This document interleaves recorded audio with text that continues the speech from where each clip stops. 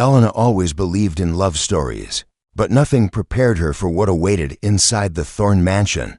On her wedding day, rain fell heavily as thunder rolled across the skies. She wore her mother's bridal dress, white lace, pure and perfect, but inside, she felt uneasy.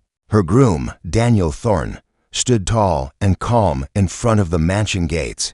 His smile was soft, but his eyes held secrets. The ceremony was strange.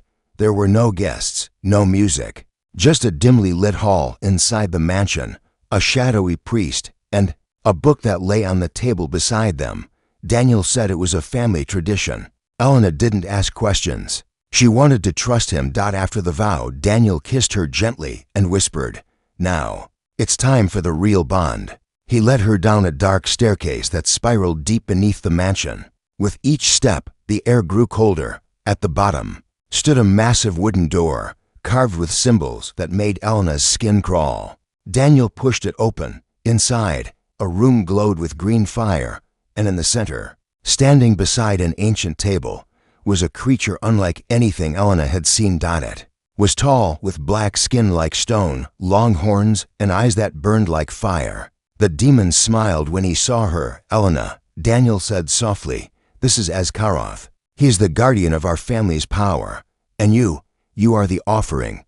Elena's breath stopped. "What are you saying? To keep our power, each generation must offer a bride," he said. "It's the only way. If we don't, the curse consumes us." Elena backed away, but the door slammed shut behind her. The demon placed a heavy book on the table.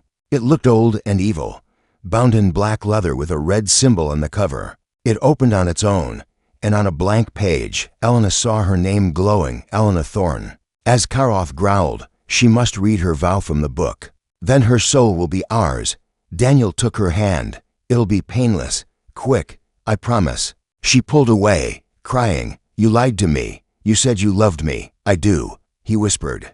"But I love my life more." The demon's voice grew louder. "Read." Now, Elena's fingers trembled as she touched the page. A strange warmth flowed through her arm, and her memories began to fade.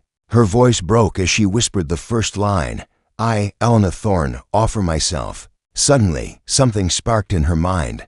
Her grandmother's necklace. It was still tied around her wrist, hidden under the sleeve.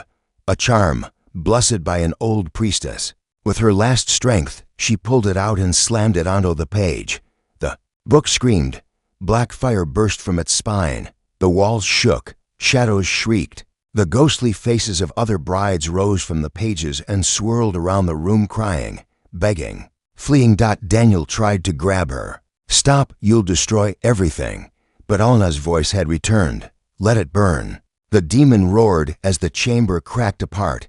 The book melted in fire, and the spirits broke free, floating into the air. Finally released, Elena ran. She didn't look back. Up the staircase, into the hallway, out into the rain. Behind her, the Thorne mansion trembled, and with a final crash, it collapsed into dust and fire. Daniel was never found. Ascaroth was never seen again. But weeks later, in a small antique shop far from the ruins, a woman found a strange book with no title. She opened it. Inside was a name, Elena Thorne, and beneath it, a new one was being written in red ink.